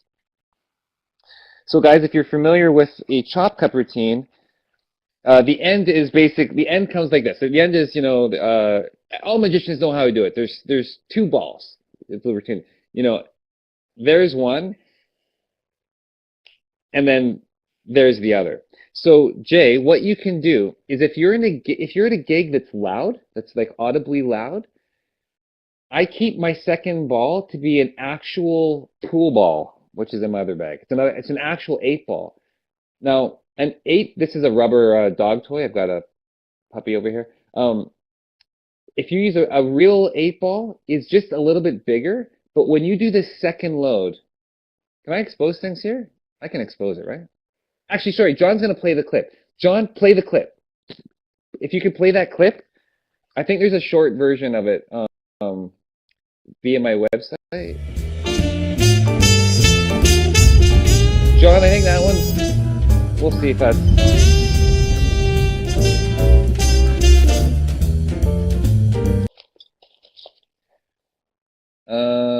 Yeah, that one's too long. There's another one on my site, actually. If you go to my site, you can see the actual clip of it. I'm just looking for this.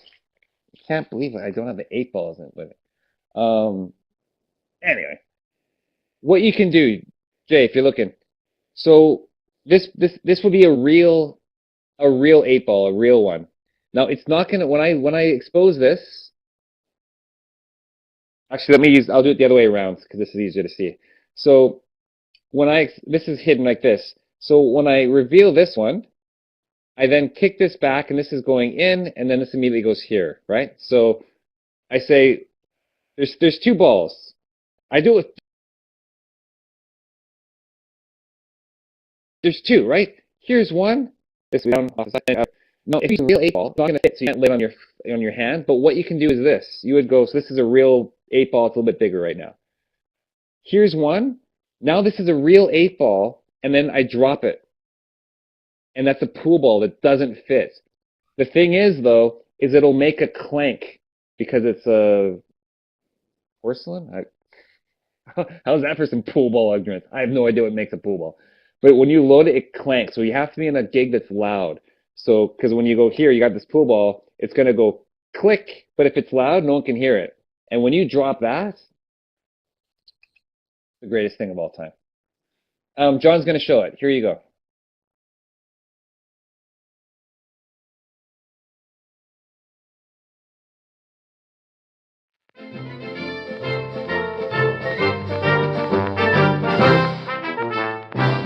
Here's the routine. I've mostly, for the most part, sorry, I'm gonna have to crouch down here for a second. I'll probably have done a couple other tricks, obviously, and then I'll go right into this last one.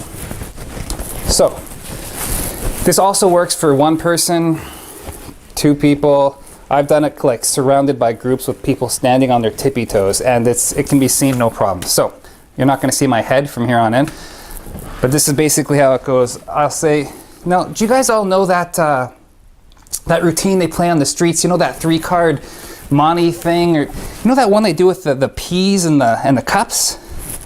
They of course go, yeah, that thing in New York. I go, exactly. This is the exact same kind of thing, except instead of 3 cups, I'm gonna make it easy for you because I like you. So I'm only gonna use 1 cup and 1 ball. But here's the thing. The ball is either gonna be in the cup or it's gonna be in my pocket, okay? Cup or pocket. So here we go. Are you ready? Everyone's got it, right? Cup or pocket. So for example, where is it right now? Obviously. People usually say the pocket. I go, of course. Oh, sorry, that's my fault. I don't know how that happened. That's embarrassing. Let me try it again. 1, 2, 3. Cup or pocket. It doesn't matter. You know, they're gonna say obviously what they think. Most people go pocket. I go, you're good. You're good, but what if I wanted to win? What if I wanted to make it magically appear under the cup? Could I do that? They go, whoa, and I go, what? I'm gonna show you how I do it. Don't tell them, but I'm gonna teach you how I do it. Because believe it or not, I can make the ball invisible. See, you can't see it. But with a little tap of my hand, wave my fingers, I can make it magically appear. Now I know what you're thinking. He probably uses 2. Well, you're right. Here's the thing. There's 1, right? And I'll usually get someone else to lift the cup. There is the second. Thank you very much, ladies and gentlemen. If you can just do me a favor, sir, if you can just push those back in for me, God, then I can just go show the next people. Is that okay? And that's how it goes. The only reason why I can say that, because that was masterful. The only reason why I can say it's so masterful is because I didn't invent it. So I can, Dennis Loomis was masterful. Like it's perfect. Really, that to me, that's the perfect trick. So again, if you're just joining us now, what I do for the second one, and actually in that video, you might have seen it on that table, was a yellow 1 ball, pool ball number 1, so it's easier to see. That's what I use if I know I'm going to a gig in a restaurant or bar. Yeah, I'll do the pool ball because it's shocking. Like it's shocking for 2 reasons. Part of me likes the second one. That's one. Part of me likes the second one because I'm away from it, right? And it looks like it's impossible that there's something else under there. But the pool ball, to see it fall from the height, you know, if this was an actual 1 ball, of course it's sticking now. Hilarious. Anyway, if it was from here, there's just something about that falling that's just like real magic. I like the rubber walnuts though. I never even thought of that. Okay, where are we? Let me scroll back here. Let me see what we're at. Hey Bella, I've got a big dog right here. Hope you're all dog people. Isn't it funny to see Magic Friday? That was like 10 years ago. You want to see Bella? You want to see Bella? Bella is 120 pounds. She's I call Bella my heart. That's how much I love her. Bella, come here. Up. This side. This side. Come here. Bella, come here. Come here. No, she's off to she never comes on the couch. I think it's too big and she feels like she's gonna like tip us all over. We got her when she was 1.5 years, and now she's turning 4. God, I love her so much. I can't take it. All right, guys, what else you got? How else can I help you? What can I help you with? Tom, she's a Bernese Mountain Dog Rottweiler. If I had some sort of treat thing, I could probably bring her here, but I don't think I've got anything. How can I help you guys? What else have you always wanted to know?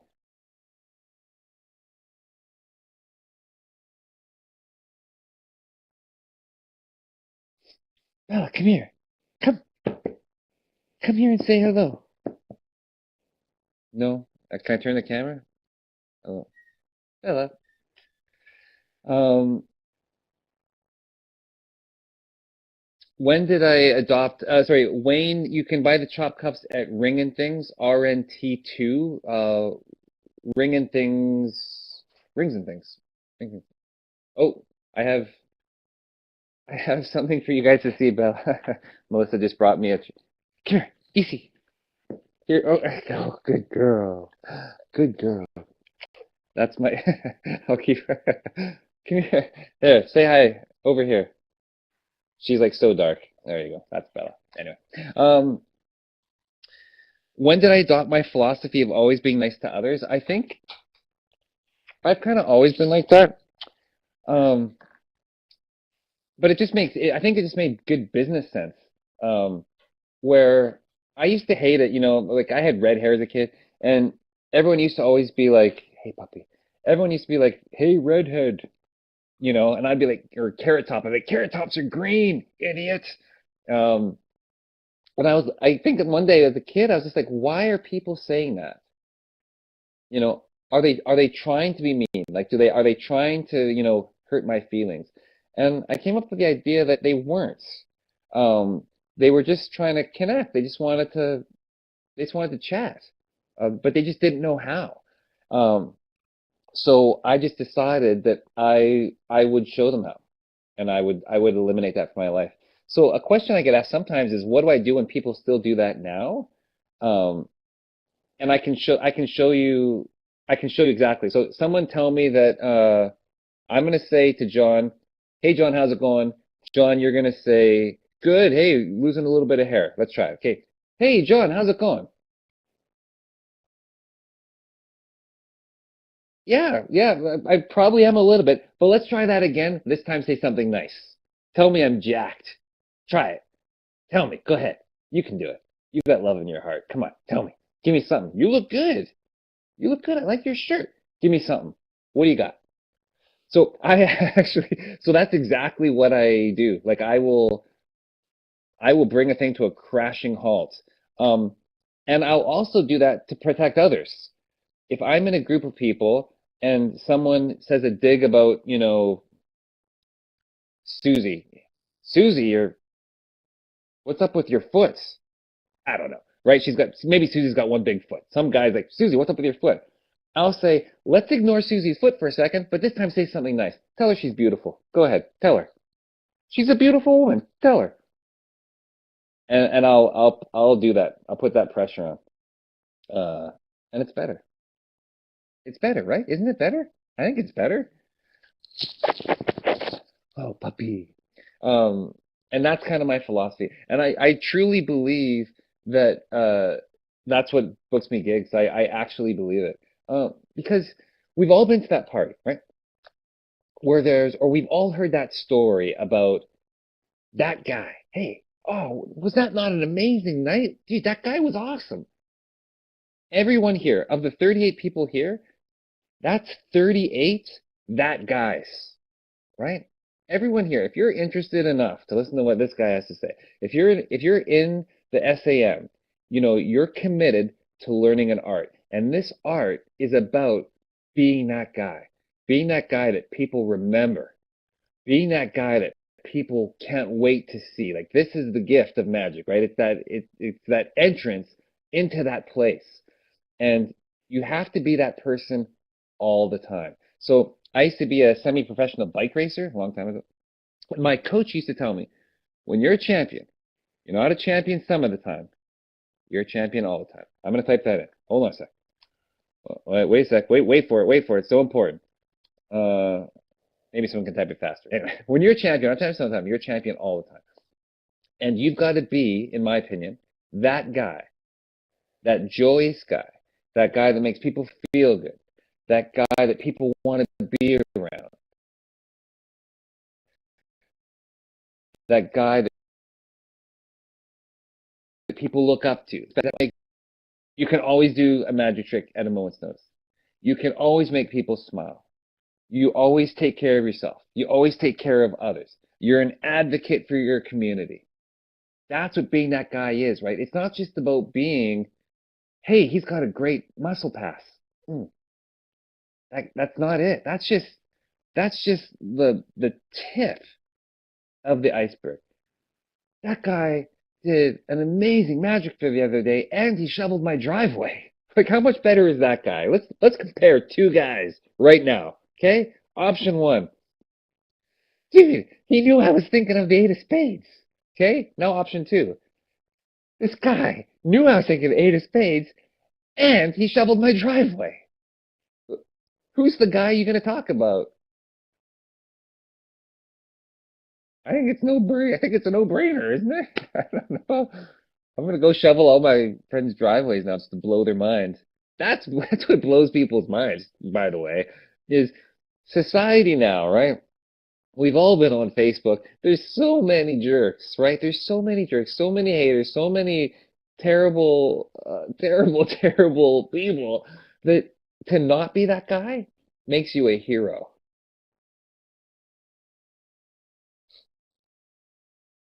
Um, Champion of time. Kind of takes practice. And that's the thing, guys. It's not going to just happen tomorrow, right? Tomorrow you're just not going to be, hey, I woke up as Superman, right? We didn't come from Krypton. But we can become Superman. We can become. It just takes time. It takes practice. It takes, there's going to be times you're going to be, you look beautiful, and it's not going to come out right, as opposed to you look beautiful. So it just takes practice. Um, Can I show some of Scenic 52? Uh, it's really just memorize. Just memorize. It's exactly what the ebook is. And talking about memory, because memory is always something people are interested in. Is anyone here interested in memorizing names? So the way to memorize people's names is like 99% of memory is just effort. That's all it is. It's just effort. So you go meet someone and they're like, Jamie, John, Jamie, and you're like, oh, hey, John, so what time are we going to the movie? There was no effort there.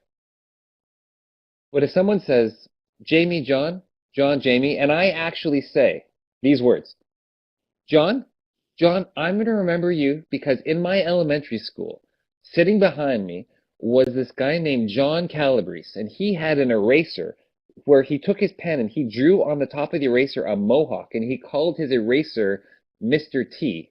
I'm going to picture you sitting in the same desk as the other John with Mr. T making funny voices behind me.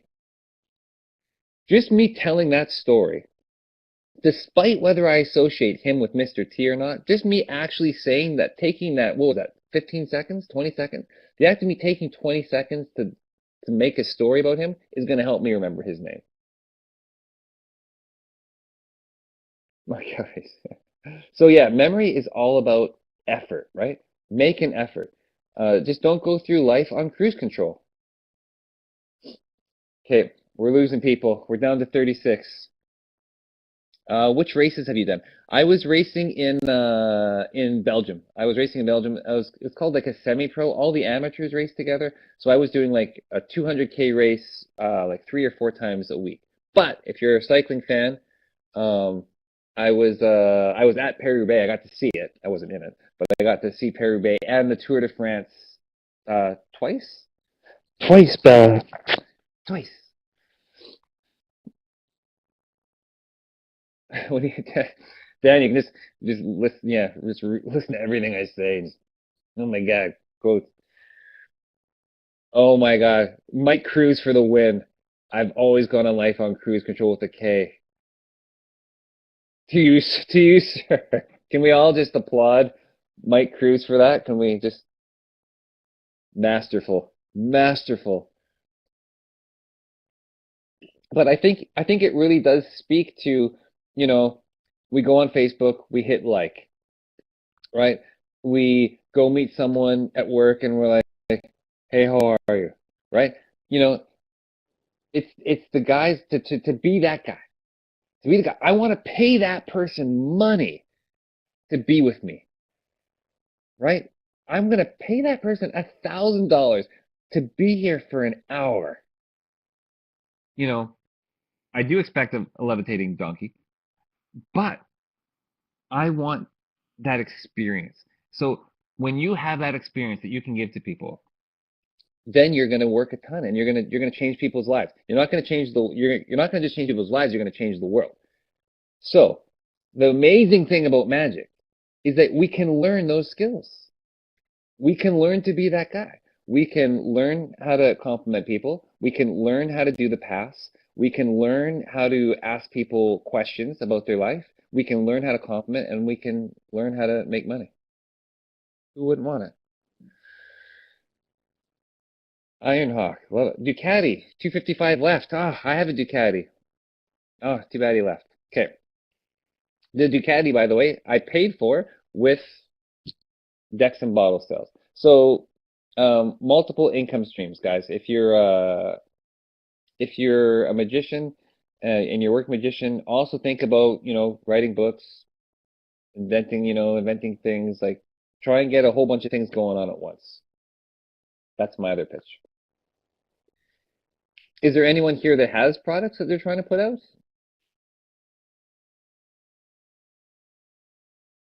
Anyone? Anyone sell stuff?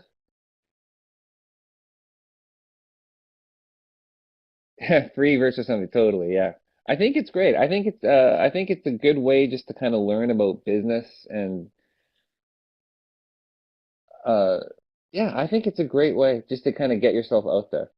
Um Writing books too, right? So if you're booking, if you're trying to book gigs as a speaker or something as well, being a published author is worth its weight in gold. Don't forget that. If you can become a published author, write the book.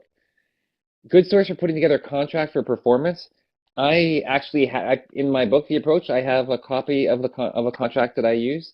Um, I'm sure there's probably lots of places on Google to look for it if you don't want to pick up The Approach.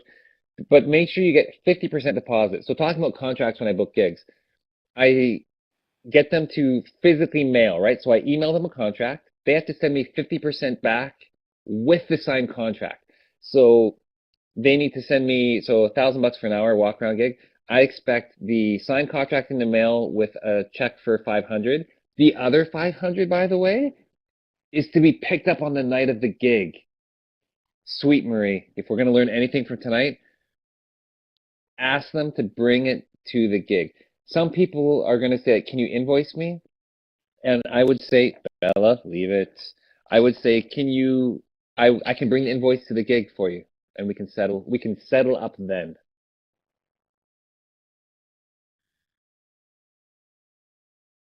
Um, any dealers to sell through and how to see if your ideas are original. Yeah.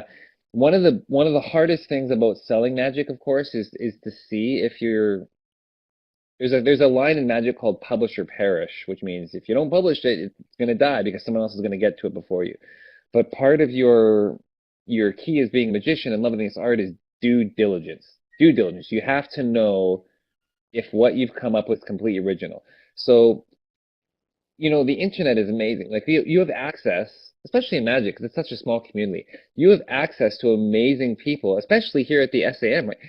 If I were inventing a trick, I would share it with some people I trust, see if they've seen it before, and then I would keep asking people until I knew, like, for sure that it hasn't been done. I'd probably ask like Max Maven, Michael Lamar, just some heavy hitters that can kind of tell me that it hasn't been done before I release it.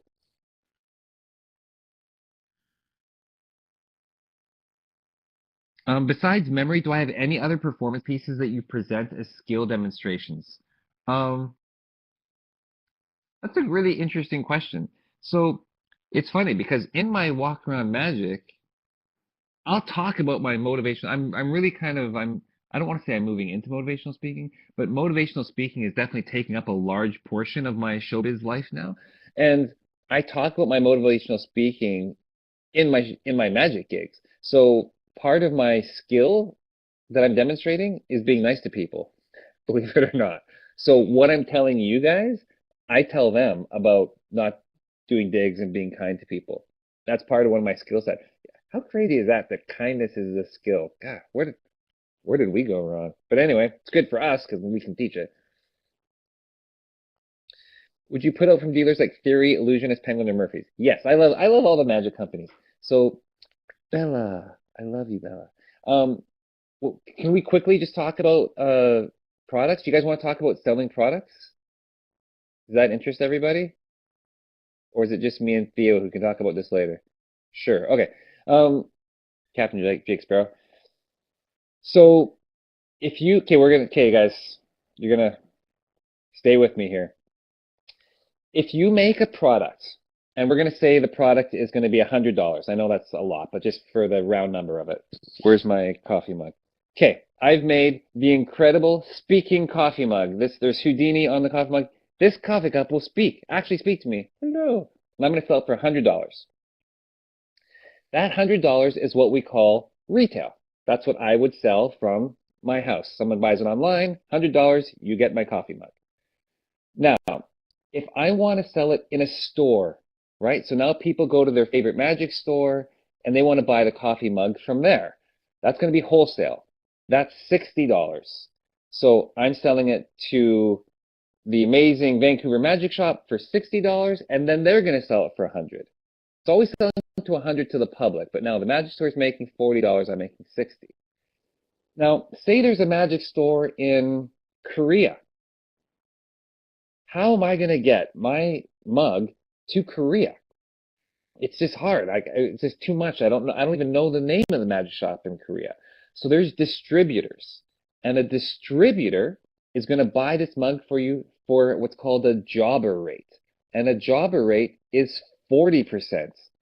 So now the distributor buys this mug for $40. They're selling it to the Korean magic store for wholesale for $60, and they're selling it to the public for $100. So I make 40, distributor makes 20, magic shop makes 40. Now here's the thing. This is where it gets crazy, and this is where people go broke in magic. If I'm selling this cup to the distributor for $40, the rule of business is I always want to double my money. That means that I had to make this mug for $20. Not only did I have to make the mug, the actual porcelain, and this is where everyone gets it wrong, so I'm happy if you stayed this long to hear this. I've got to pay my time. So what's a good $20 an hour is, that's above minimum wage here in Canada. It's about, I think minimum wage is like $10. So it's okay. But if it took me 20 bucks, if it took me an hour to make this and I'm paying myself $20 an hour, I'm still losing money because I haven't paid for the porcelain yet, or the box to ship it, or the packing chips. So I've lost money. So here I am. It's costing me 20 bucks it takes me an hour. Selling it for $100, I'm still losing money. That's why it costs so much to buy magic, and you really have to be brutally honest. So everyone that makes magic, you just do that math ruthlessly before you start marketing your stuff. The Korea shop will just tell them, there's gonna be knockoffs no matter what you do. I try not to worry about it. Downloads or DVDs. So here's the thing. Downloads and DVDs are great because you do it once, and then then you can just sell as many as you can. I personally feel, and this is just me personally, because I haven't done downloads or DVDs, that it's very easy to rip it off. That's kind of why I kept the approach as a book and not like a DVD tutorial. And I haven't made a PDF copy of it. I'm sure someone's copied it and I'm sure it's on torrent, who knows. But I hope people that trust me and want to support me will buy it from me. But that's why I like physical products. That said, though, a DVD or download, you just have to do it once. You don't have to worry about all the selling, right? But yeah, it's tough, right? So guys come up with this trick and it's the greatest trick ever, and then they sell it for like $20, and then all of a sudden they sell 1,000, and they're like, oh wait, I'm broke. How did I sell 1,000 and I lost 5 grand? How did that happen? And it's because they just didn't do this math down the road. But certain shops will help you with that math and help you do, like, I love, I'm a big fan of Theory 11. I think they've done a great job. JB, and like super honest, super like they want you to do well. Um, I send stuff through Murphy's. Murphy's has always been good to me. They've put my stuff in shops that I don't even know exist, right? So you kind of have to have a bunch of different avenues. And then through my online store as well. The public has been amazing. So you need some different choices. Penguin's been great. Yep, Penguin's been another great one. Absolutely. Jar, and they've been totally fantastic. Yeah. I actually haven't had any bad experiences, to be honest. I don't think I've had a single. Vanishing Ink doesn't sell my. If so, this is so many stores can sell my stuff that I wouldn't know about because they'd be getting it through the distributor, right? So the distributor doesn't tell you which stores because they're too busy. So I don't know if Vanishing Ink sells my book or not. They might through Murphy's, but yeah, those guys. I mean, I haven't had a problem with anyone. I love the Magic community. I've been really lucky. I love the people in it. Yeah, I haven't had any bad experiences. Okay, let me look at my sheet here. I had a list of 10 questions that I get asked most often in my life, and I think we've covered them all.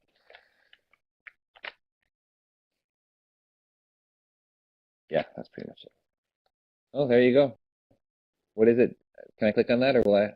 I don't want to click on it, Daniel, because if I click, maybe my computer will crash. Is it the bottle or is it the book?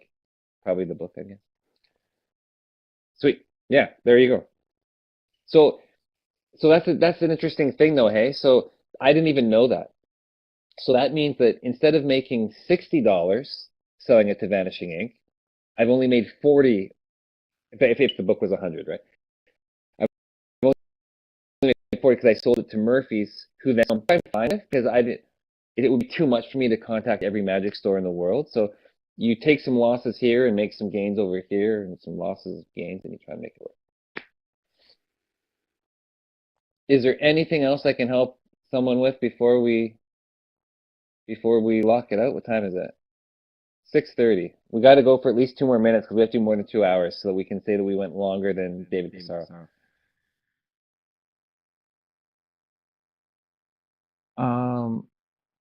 So is it best to buy direct? Yeah, okay, this is a great question. You guys have great questions. So is it better for the creator to buy from the creator? Yes, because they're going to get the full thing.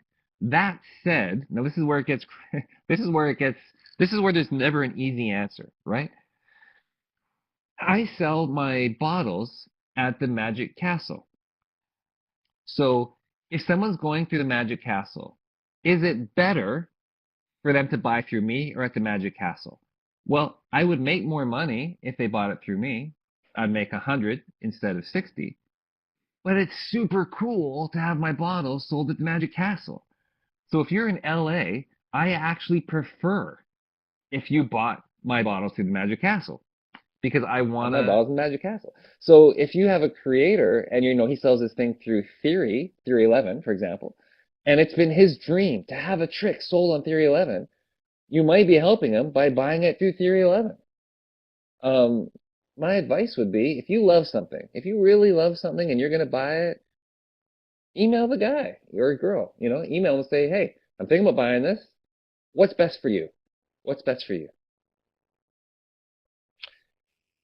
I make all the bottles myself. Yes. Hey, Ducati 255. What kind of Ducati do you have? I have a Ducati Monster. I have a 620, which I love.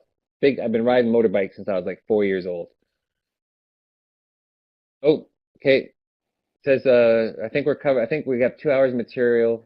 Joel still needs to say something. Guys, I'm sorry that wasn't a lecture. I don't know if that was a lecture for that was just me talking for 2 hours. I hope that was good. Oh, before we go, do I like Sans Mind?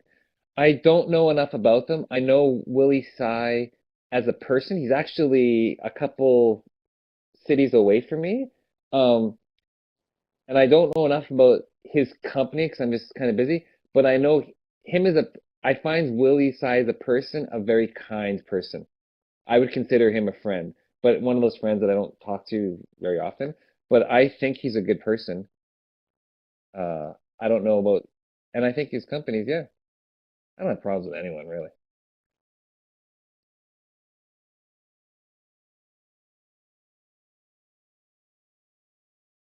All right, guys. Well, Bill, that's very kind.